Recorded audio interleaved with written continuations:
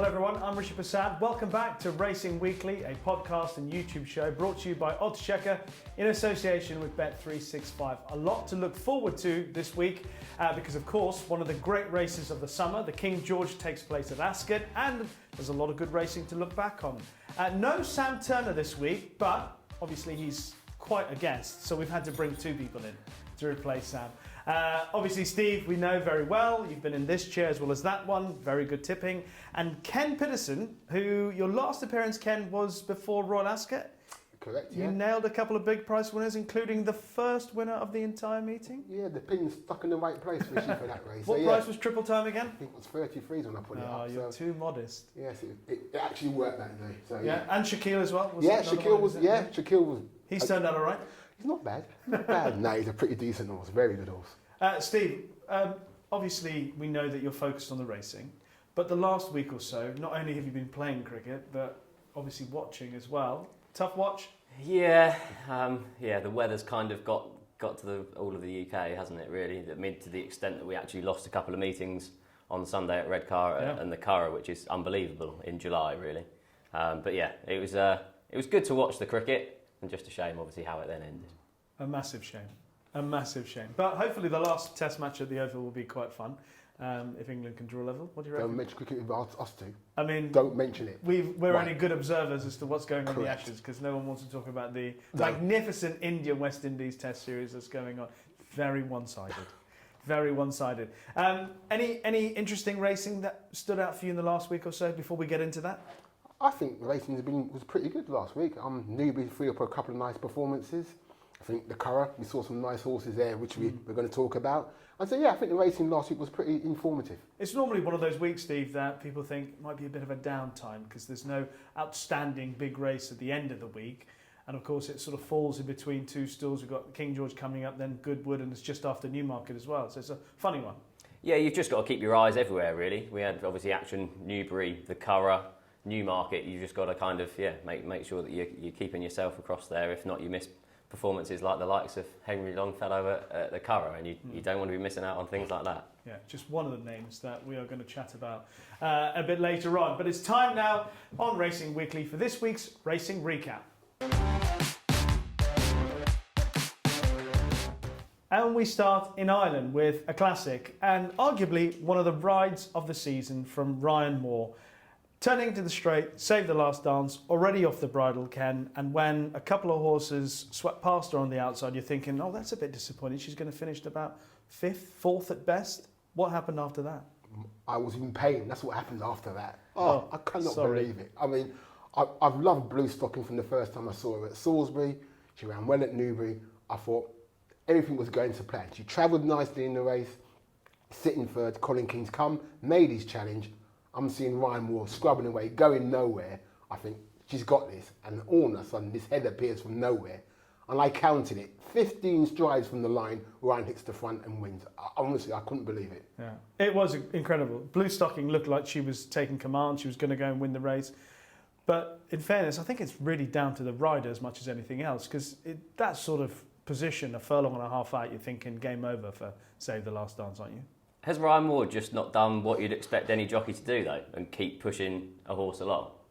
I kind of get onto Frankie's back when he does things like this, and when his chance of winning goes, he seems to kind of down tools and coasts home at the finish. But yeah, she found lots off the bridle. But yeah. So you're saying Ryan Moore that was just a standard ride?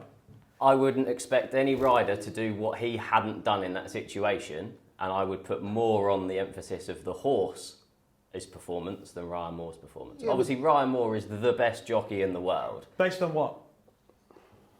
What he's achieved in the last 10 years. Okay. Tactics, everything. But that wasn't a But he has to do something in the race, But that wasn't a tactically good ride, was it? That was just keeping on going. He didn't deliberately let Blue Stocking go past because he thought that she was then going too soon. Yeah, but don't you think that if you look at the race, she looked beat. She looked like she wasn't going anywhere, and he's picked her up and literally carried her over the line. And I think, personally, having watched Ryan Moore over the years, I think this year he's riding exceptionally well. I agree with that. I mean, tactically, he's in the right place. He's been so strong. I mean, he doesn't need his whip half of the time. I mean, that ride on the one at Newmarket, in the Bahrain Trophy. Oh, Temple of Tower of London. Tower of London. London, sorry, I mean, for Ryan, he dropped his whip, which annoyed him, but he was so strong. I mean, he just got chinned on the line. I mean, I just think this season he's taken his ride to another level. Please don't think that I don't rate Ryan Moore as a jockey, but I just want to accentuate the fact that, he's just continued to ride along a filly who's found off the bridle. I think a lot has been made on the ride, whereas we should be kind of diverting that praise to the filly more. But I think both. Personally, I think both. Because I agree with what you're saying, that she's obviously responded. But very often in situations like that, when you're swept past, you do keep pushing. But there's a sort of inevitability about it because of the knowledge of how races sort of unfold. But it seemed to me that it was his belief that she still had something left to give. That's what I felt made a difference. But going back to your point about the filly, if that's the case, that you think, which it is, obviously, that she stayed on strongly, St Ledger, more than anything else? Definitely, yeah. The Yorkshire Oaks was mentioned. I'd only fancy her in that if it was soft ground. The rain arrived, didn't it, in time for her. She obviously put in that remarkable performance at Chester on soft ground and then was kind of inconvenienced by the ground at Epsom. Soft ground in the Yorkshire Oaks, I'd happily play her. I think she needs to go up and trip. Okay. She could even prove, depending on how Kyprios comes back and everything on that, she could end up being a cup horse next year. 5-1 for the St Ledger with Bet365. Where do you stand on that? Yeah, I think she's crying out for it. I mean, it's her stamina that won the day on Saturday. For me, she just wouldn't give in. The ground is important because I felt at Epsom, even though the track, she was a little unbalanced on the track, but I think that was down to the ground. I mean, she did change her legs coming into the straight, a little bit unbalanced. So yeah, I think the softer the ground, the better. And the way this summer's going, she'll probably get soft ground by September, probably firm ground by September. But yeah, I think the ground's definitely important. All right, we'll stay in Ireland for the next race we review. And even I could have ridden Art Power. That's how easy it was for him, wasn't it? Yeah, amazing horse. It's just a completely different horse when he goes over to Ireland. 4 from 4 at the Curragh, 5 from 5 in Ireland to his career. I was a bit, I don't know, I wasn't sure about the drop to 5 furlongs, how well it would suit. He was taken on for the lead, didn't get his own way in front, and it was just ridiculously impressive. Won by 4.5 lengths at the finish. The obvious target to come back for would be the Flying 5 over 5. Again, soft ground, I think, probably helped over that trip. Whether it was rattling fast ground, whether he'd cope as well over that 5 furlongs is a different scenario. But I mean, I'd be half tempted to go to the Abbey at the end of the year and just see if it's the travelling element of it, or if it is the fact that he likes going over to Ireland. Move him to a stable in Ireland. Obviously, sorry. No, I think it's the travelling. You think it's the travelling? Yeah, I think once he gets on the boat, I think just away from home, I think he's just a different horse in Ireland than he's been over here. So I think he's just a horse that excels when he goes abroad. Okay. What about the Curragh Cup and Emily Dickinson? She wore down Ross Carberry, very comfortably. Yeah, she's an admirable filly. I mean, she gallops. She's no superstar, but she wins races, and those sort of races are her for the taking. So yeah, I thought she did it nicely, but how strong a race it actually was, I have my doubts. What did you make of that race? I think she was another one that benefited from the softer ground. She really is a lot better filly on that softer ground. Obviously finished 4th in the Ascot Gold Cup, so it was quite a quick turnaround really. They're talking about turning her again out quite quickly for the Goodwood Cup.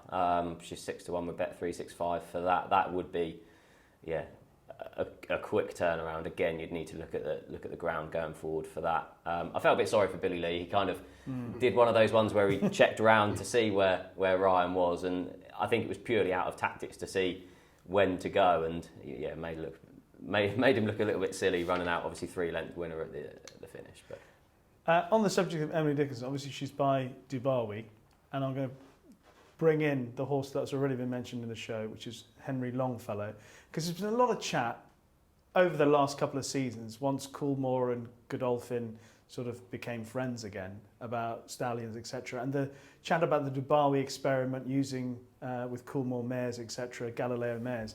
And it hasn't been the greatest success. Emily Dickinson's done okay, obviously, but it's possible the best of the Dubarwis under the Coolmore banner might have made his first appearance in the shape of Henry Longfellow.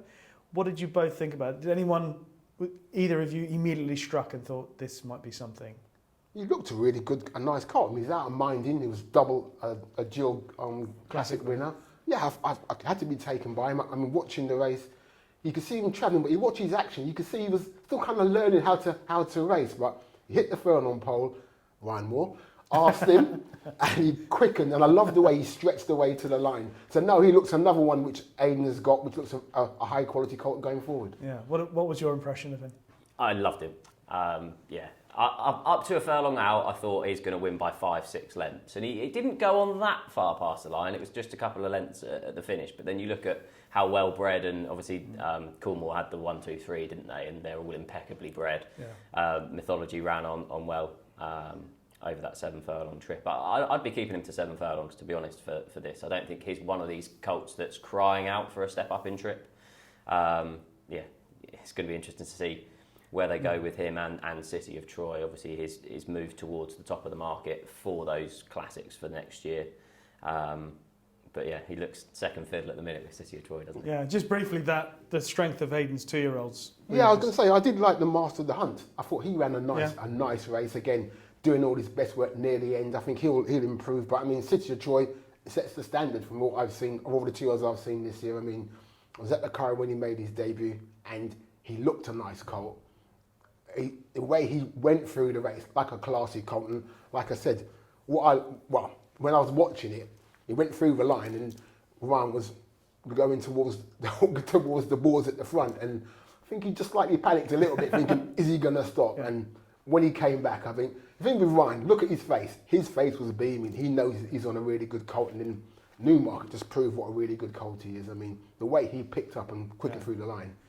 Because he knows that he won't have to do hard work in the closing stages. Well, that's why when you get on those horses. But in fairness, this horse, obviously along with Henry Longfellow, possibly, River Tiber. I mean, the fillies you mentioned earlier when we were chatting, Yang. Yeah, she's nice. Aidan's putting together a strong team, which is what you need for the classics for the following season. When you think of the last few seasons, Charlie Appleby has sort of challenged him for that with his 2-year-olds. It's possible it's the reaffirmation of Aidan O'Brien at the top of the pecking order. Definitely, yeah, and it's interesting to see sort of where the stallions are coming from, with obviously Galileo not being there. Yeah. It is going to be an interesting next couple of years with regards to the classic generation coming through, really. Just to mention, it hasn't run yet, but Charlie Appleby bought a horse at the sales at Book 1 out of Somidar.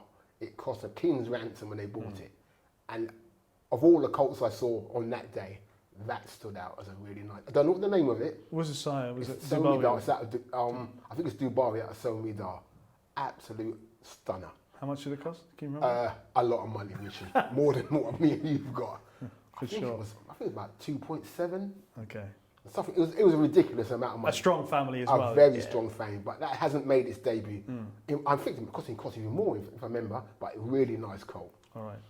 We should ring him up and find out what's going on with that. We need a bit of competition as well for Aidan O'Brien. Okay, let's move our attention back to Britain. Relief Rally won the Super Sprint. Obviously, even money shot, but in a field of 20, you still take your chance and that sort of thing. How impressed were both of you with that performance? Well, I was there, and you see her in the paddock, and you think, really? I mean, there's nothing of her. She's a small, compact thing. There's no obvious quality about her, but God, she's got some engine. I mean, halfway through the race, I think Tom was in a little bit of concern that the far group was away from him. Yeah. But once he gathered and got her going, I mean, she quickened. I mean, she hit the line really strongly. I mean, it looked a good race. She won it nicely. The thing I thought was interesting that William Haggas decided that we'll go for the Lauva and then we'll go to the Abbey. Because I think he feels that she's just a 2-year-old. She won't make a 3-year-old, so he's going to try hit those big targets. But yeah she's a real racy type, and she tries, and she outclassed him in the end. Yeah, not the Nunthorpe, understandable, but the Abbey at the end of the season. What did you make of the performance? I mean, obviously she nearly won the Queen Mary. Yeah, she was only beaten a nose by the American filly at Ascot. I loved her. I'd love to see her over 6 furlongs. I think that final furlong was obviously her strongest. On Saturday, like you said, heading to the Lauva next. Abbey at the end of the season would be interesting. Obviously in receipt of quite a lot of weight with those allowances. But yeah, no, I loved it. Like you said, Tom Marquand, I think, panicked slightly when when the other side were about 5 lengths clear. But it kind of just proved in those. You had the likes of Tiggy Wiggy and those types obviously win this at short prices. And she's definitely a group's filly, isn't she? Yeah. The only thing I should mention, when she went at Royal Ascot, she got herself really worked up before that, and I think she was really hard to load that day. And I thought she ran a really good race, but Saturday, a lot calmer. I think she went in first. They got her in there, she was nice and relaxed, and she produced it on the track. So they can keep her demeanour like it was on Saturday. I think they'll go places with her this season. All right, some other performances from Newbury at the weekend to mention. Sweet William bolted up in the handicap. What you're smiling like? Did you back it? Yes, he looked the part. I mean, I thought the family's all about staying. He looked the part. A nice improved 3-year-old over that trip. I didn't expect him to win that easy. I must admit. He's a progressive colt, and there's definitely more to come. He's a nice colt, and he's in the right sort of hands. So I'm expecting to see even further more improvement. And I think most of the family end up being pattern race. Yeah. So I think he's going that way. What did you think? Yeah, I thought. Did you back him as well? No, I backed the horse that came last in that race, Postilio. Welcome to my world. Yeah, but yeah, he was good. He might sneak into the E-ball possibly, but looking at that performance, you wouldn't mind just putting him into listed Group 3 level, and just avoiding the handicaps from then on. It was really impressive. All right, Al Arzi, he's back. He's back. He was a big drifter, wasn't he, Steve? Big drifter. I loved the performance. Yeah. I know he's been called some names in the finish. I think the drop to 1 mile and 2 is exactly what he needed. He just needs a strong pace to aim at. And the Jim Crowley deserves a lot of plaudits for this, because you can hit the front far too soon on him, might not go past, but he was covered up. He had a strong pace to aim at over 1 mile and 2, rather than obviously running over a mile and a half that he has been done recently. Just showed a good attitude at the finish. Heads to the Steventon Stakes. Heads to the Rose of Lancaster Stakes. Yeah. Next, apparently. Gets a strong pace. Can you trust him though? Can you trust him to do that performance again? At 3-1, 4-1, yes. At the 4-5 he was previously when the markets opened. No, you wouldn't be able to back him at that price. But he's full of talent. Don't forget, what price did he go off for that Coronation Cup against Piledriver? He went off odds on, didn't he? It's just you don't know what you're going to get with him. No. That's the problem. I don't know. I'm with Steve on the 1.25 miles, a strongly run 1.25 miles. Because I remember in the Coronation Cup, they thought they had the Group 1 with him. They thought they had the Group 1, but Piledriver just outstayed him. He came to Piledriver to win it, and he just found a bit. But then what happened the time before at Newmarket? First run of the season. I'm not sure. I think he's a win only. You'd never dream of backing him each way, would you? To battle away and nick a place. Okay. Speaking of battling, really commendable performance from Comanche Falls to get up and get through that gap. I backed the horse who finished 4th in the end, Shartash. I'm sure there's a decent run in that horse, but just seemed slightly intimidated by coming through against a row. But what did you make of Comanche Falls? And again, excellent placing, excellent ride, I thought. No, I need to look at Steve too. I'm worried that he's happy with this one. I'm happy with that one. Right. It's brave to go through that gap late on. Yeah. Brave by the horse and the jockey. Of course, horse we take as given. Yeah. I thought it was brilliant. I backed Cold Case, finished 3rd. Was much better. Returned to softer ground was exactly what Cold Case needed. I thought it was a really good race. Comanche Falls obviously deserves all the plaudits. Yeah. Really good placing to win a listed race last time. Now he's got his Group 3. I think he's 9 now, is he? 8 Incredible. or 9. He's just one of these progressive sprinters that just gets better with age. All right. Yeah, totally agree. I mean, interesting. The jockey came off and said the only time he felt that he was getting competitive was when he went through the gap. Yeah. He said he just not behind the bottom, but you could feel he wasn't putting it all in. Got the gap and grabbed the hold of the bottom and went through. So another one of Michael Dodd's trained sprinters that just keep going forward. All right. On the subject of great rides, and I'm going to start with Steve here. How good a ride was Harry Cobden's on Born Famous in the Summer Plate? I mean, it was just ridiculous. Absolutely ridiculous. He is riding with full of confidence. Like Harry Cobden, you forget how young he is. He's obviously landed the Paul Nicholls job early on in his career. It's going to be interesting. He's kind of half going for champion jockey this year, isn't he? I know Sean Bowen's got quite a big lead. He's about 30 ahead of Harry Cobden at the minute, but He's got going a lot sooner than what Paul Nicholls' horses will be out in sort of October-ish time. Sean Bowen's still around sort of 25 ahead of Brian Hughes, so he's got a good lead going into it. But Harry Cobden, that ride was something else. Just thought they were going too soon, was detached early on. Yeah. In fairness, the mare was jumping for him. Yeah. The jumping kept him in the race, and down the back you knew he was going to win, didn't you? Staying on well at the finish. And then there was a slight question mark after the last whether she'd then go past. Actually, for me, that was the biggest challenge. I actually thought, I know Harry Cobden said it afterwards, but if you watch the race again, never really worried, even though detached, never really worried, because they were all in a bunch going a decent clip. And you thought, you just pick them all up in one fell swoop.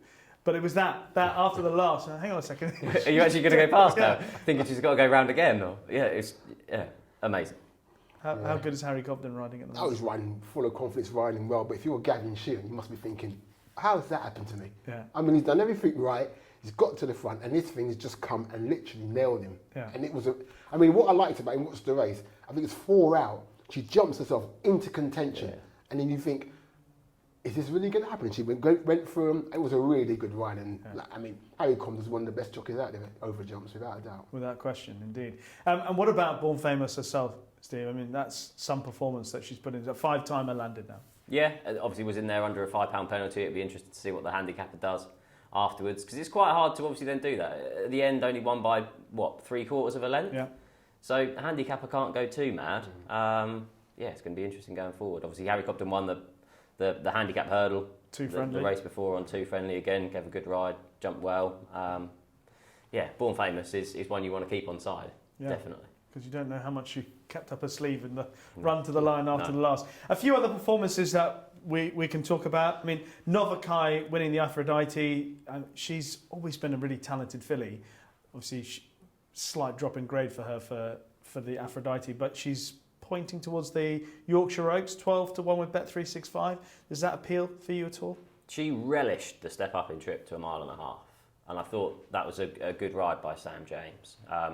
The Yorkshire Oaks is always funny because it's one of those races that's priced anti-post a long way out, and you really never know what's actually going to aim there, and you could be on Novakai at 12-1 and suddenly there's going to be 5 Group 1 winners there, and she'll be 25s on the day. Or it could completely cut up and she could be single figures. So it wouldn't be a race that I'd get interested in anti-post wise, but she's a talented filly. Any thoughts on Novakai? I think she just outclassed her opponent. She showed her quality in that race. I mean, she quickened up nicely, she hit the line strongly. Yeah, she was just far better than her opponents. All right, a couple of other mentions for Strike Red in the Scurry, for Richard Fahey, Carriou in the Anglesey Stakes. Any of those of note for either of you for the future? It was the second in there, Pearls and Rubies, was obviously beaten in the Anglesey Stakes. She looks tailor-made for the filly mark. Interestingly campaigned, obviously went up in trip for the Chesham, finished second, then dropped back down to 6th for this, and just needs to step back up in trip. If there's ever an anti-post market up for the fillies mile, I'd definitely be backing her because she looks to be crying out for a mile even at this stage of her career. All right, what about you, Ken? Yeah, I agree. I mean, I saw her when she's unlucky not to win the Chesham. When she came to win it, she just ran a bit green and drifted off a straight line, got chinned. Interesting, Aidan dropped her back to 6th. I couldn't see the angle there, but she just looked that it was just going to stride too fast for her. So I agree with Steve, up to a mile, she'll be a different filly over a mile. I think it's worth mentioning the winner as well, like Cairo. It was really impressive. I mean, she could do it at any trip. She won over 5 furlongs on her debut, and this was obviously over 6. She'd be fine at anything. Yeah. She looks full of speed. Was given a confident ride. Plenty of pace. But the eyes are drawn to the runner-up stepping up a trip. Yeah. I think they've mentioned the Lauser for her as well. Yeah. So interesting they get to take that option up. Anything else that I wonder? Were you at Newbury at all? Yeah. Because obviously some youngsters appearing. Did you see anything that we haven't mentioned, youngsters-wise? Because obviously lots of maidens, lots of novices. I was taken by the Charlie Hills horse that won the second maiden. Holly Doyle ride that? Yes. Yeah. Didn't look fit, looked a good race, and he's a real tank of a horse. And I thought, this would be interesting. Didn't look fit, travelled nicely. Holly Doyle was really full of, I forgot the name of the horse, I'm sorry. It was full of praise for him. But I loved the way he went through the line. And Charlie Hills was a little surprised by the performance. Because he thought, he probably wasn't ready today, but he looks a colt of quite a lot of potential, and they're talking about going for the Acom with him. Okay. So he could end up there. warm-hearted of Roger Varian's. That won its second start. And I said to Roger, sorry. Yeah. And I said to Roger, "You going to go for the Acomb as well?" He said he wasn't sure because Prince Obeid's got a couple of other horses in the race, but yeah, I was taken by the Charlie Hill sort of Cogitate. That's it. Yeah, I was really taken by him. Yeah, 14-1 by Churchill. Got a good pedigree actually. So, anything for you, Steve, from that? No, we've covered that well. You covered that beautifully, yeah. And Ryan is phoning in to talk about his riding abilities. Okay, that is it for Racing Recap. Enjoyed that little trot through that. A look back at the racing for the last weekend. Lots more still to come, though, on Racing Weekly.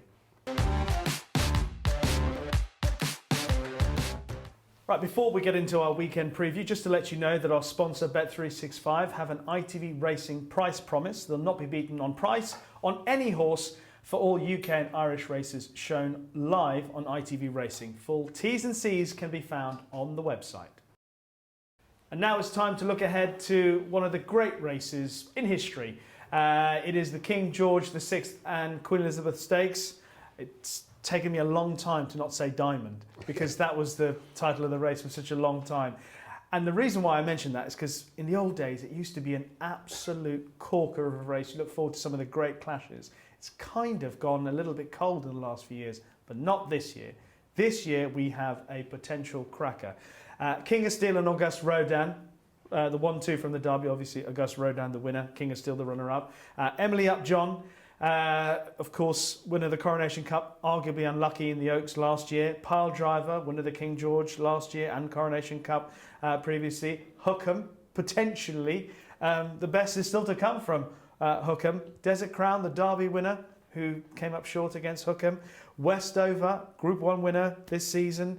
Luxembourg, Irish Champion Stakes winner. I mean, the list of horses lining up for this is just sumptuous. I mean, Steve, in recent times, this is as good a King George potentially that we can remember, isn't it? Definitely. I love this time of the year. I love it when you get the classic generation taking on the older horses, the likes of the Eclipse, the Sussex Stakes and this. And it's lovely the fact that we have so many conflicting form angles coming into it, but they're also intermixed. You've got the mix of sort of Pile Driver and Hookham from kind of last year and everything all done through there. So it's an interesting race, and I think it's a hard race to have a really bold opinion on.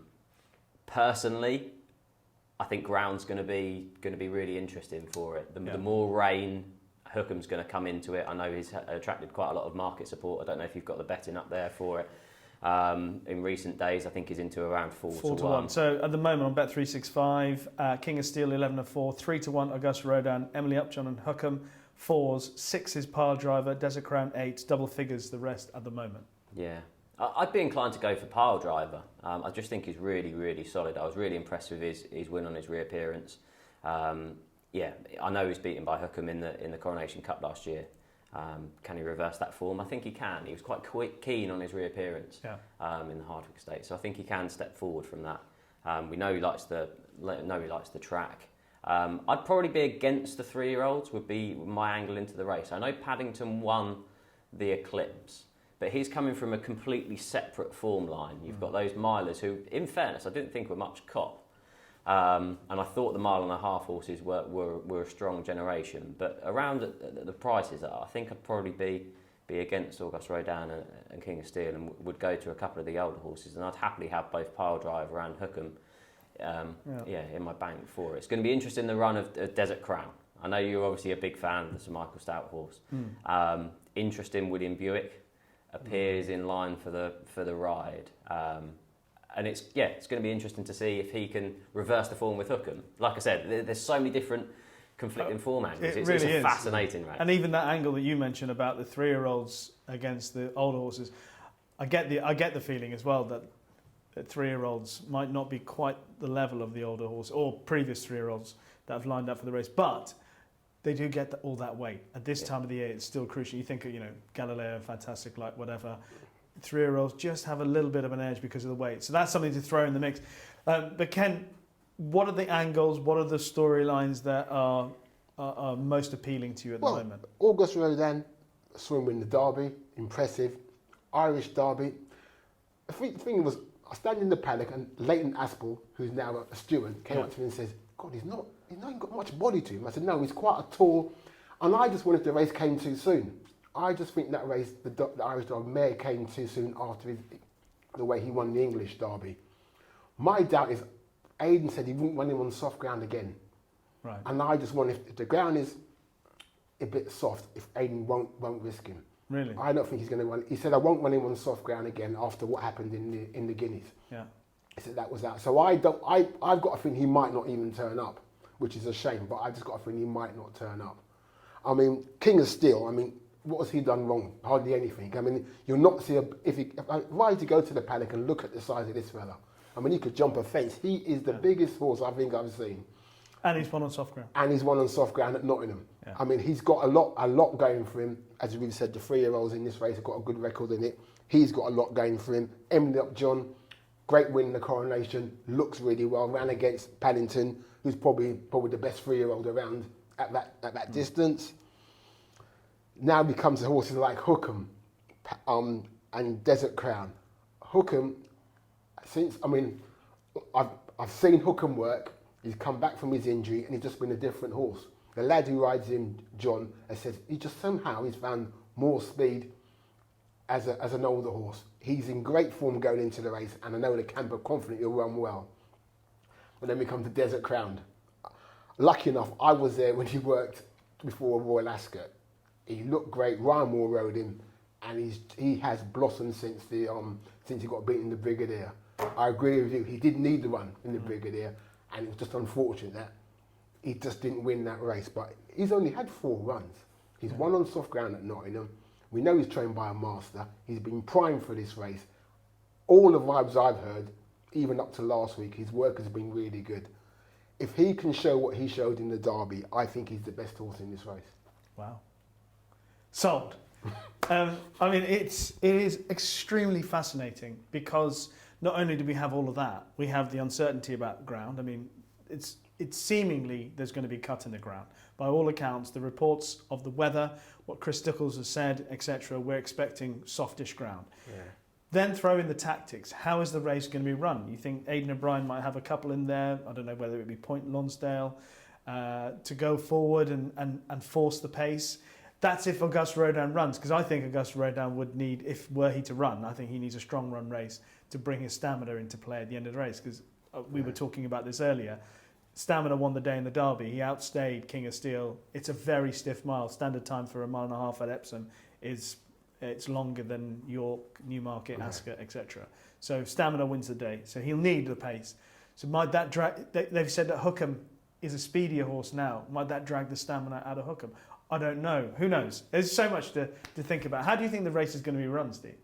If Aidan runs Broome, I think he's going to be the obvious horse to make the pace. He obviously has won and ran over further so far this year.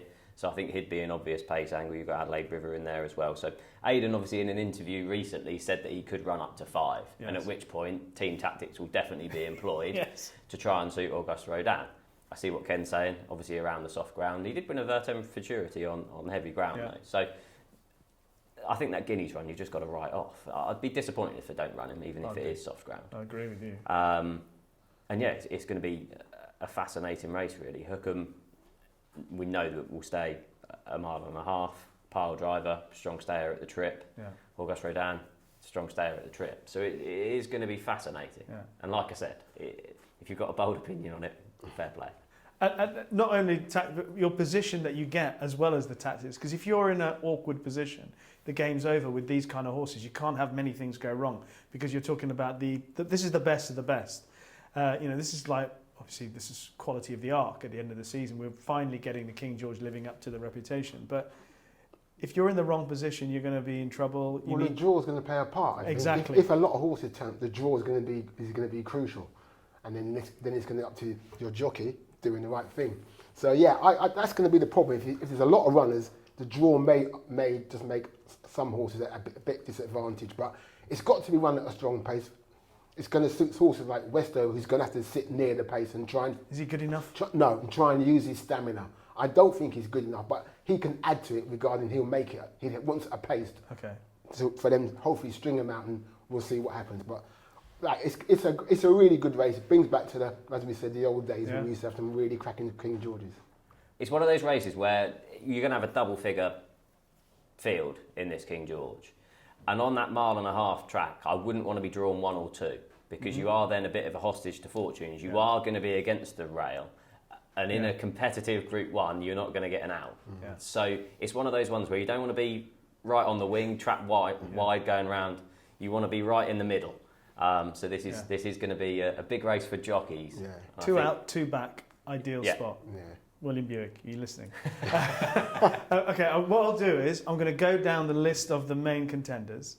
I'll probably stop after Luxembourg. I won't go to Dover Legend. Okay. I'm going to assume that and I'm going to ask you whether you think this is a win each way or no chance, okay? King of Steel. At the price is no.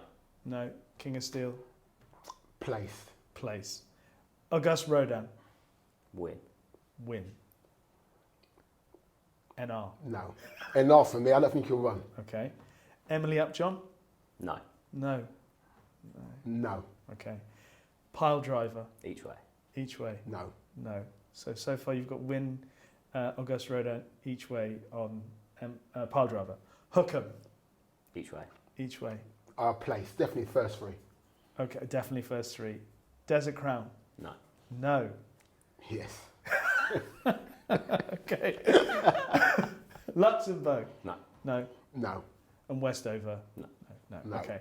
So from that, I'm gathering we've got Auguste Rodin, Pile Driver for you, Hookham, Desert Crown.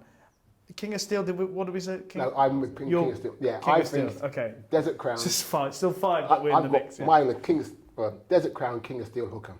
Desert Crown, King of Steel, Hookham. That's your 1, 2, 3. Yeah. So if I was having a bet in this, I'd back both Pile Driver and Hookham each way, and I'd find a market where you can back Auguste Rodin to confirm form with King of Steel. Wow. Match bet? Yeah. Okay, fine. If he runs. I would genuinely, genuinely, I'd love Desert Crown obviously to win because I'm a huge Stouty fan, as everyone knows. And don't troll me for saying that. I've been a Desert Crown, a Stouty fan for 40 years. So Michael Stout has won this a record 6 times. A record 6 times. There you go. A record 6 times. And had the 1-2, of course, with Poet's Word and... hang on, 1, 2, 3. Crystal Ocean. 1, 2, 3. Yeah, well, Conduit. Yeah. Ask. That's third. Who was second? Who was second behind Conduit? Second colours of Ballymacall? Tom Bearer, the Derby runner-up. That's it. Okay. Anorak. That's all we do for a living. So I'll go with Desert Crown. Hookham, I do think I'm worried about whether he was just better than Desert Crown. So that would be it for me. But the 3-year-old allowance is a big thing. The 3-year-old allowance is a bit in the King George. And then Emily Upjohn to turn her foot. She nearly got to Paddington. No? Oh, God. So how long have we been talking about it? 10 minutes and we still haven't... We haven't got it as well. It's such a good race. It's such a good race, the King George. But there's also another very good... So I think we're done on the King George, are we? Yeah. We're done on the King George. There's another very good race at Ascot this weekend, and it's the Moet and Chandon International. We mentioned Biggles on the show last week because Biggles had won at Newmarket and won really well. What are we thinking about how the Moet and Chandon... I think you've been keeping a track of the horses that have been declared for it. A couple of interesting ones not going for it. Perotto? Perotto, by the looks of it, hasn't been confirmed for the race, which is a bit of a shame. But yeah, majority of the big ones are in. A while wasn't initially in, but was placed in towards the end. I'd give him another chance. He's been a beaten favourite in the Bunbury Cup that Biggles obviously won. He's just been really consistent so far in these big field handicaps. Finished third in the Royal Hunt Cup behind Jimi Hendrix, and then finished third in the Bunbury Cup last weekend off the same mark of 105. So he's one of these that would be a strong each way selection. You know, he's kind of got to finish there, and then a couple just with Ascot form really for me. It's going to be interesting to see what Jamie Spencer rides. He has had dealings with both of these. The Witch Hunter he obviously won on in the Buckingham Palace over 7 furlongs at Royal Ascot. Won off a mark of 103. Stereotypical Jamie Spencer ride. It was fantastic. Well done, Jamie. He's finished third at both good jockeyship. Newcastle and Chester and listed races since. So it's interesting that it will then drop back into handicap company here. It's off a mark of 108, so £5 higher. Yeah, I just like that Ascot form. And then bless him, I mean, all of these big field handicaps, he just has fantastic form in. Finished 5th in the Royal Hunt Cup off 103, 4th in the Bunbury Cup and he's off a pound lower here. So here's another that you could happily back each way, 5, 6, 7, 8 places. Okay, I like Bless Him as well. I thought he came through to win his race at Newmarket and just got run out of things late on. Probably more patience at Ascot, where he's excelled at before, gives him a chance, and he'd be a decent prize. What do you reckon, Ken? I'm a Biggles. I tipped him up when he won the Bunbury Cup, and when you watch that race, run at a strong pace, and you watch Ryan Moore, he's sitting there, he's looking for a gap. He's literally got a double handful. Oh, well, maybe.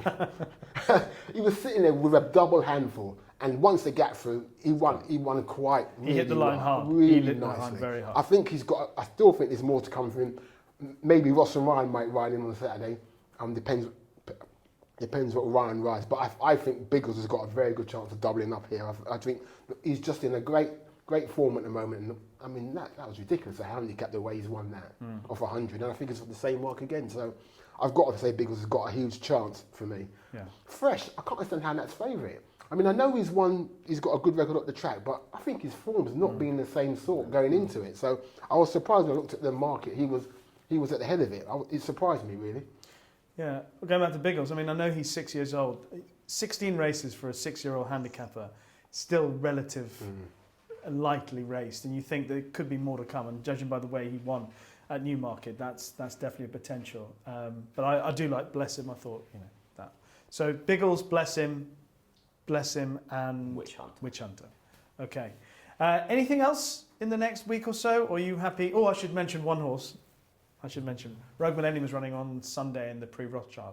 Okay. Just wishing her luck. I have no idea what else is running in the race yet.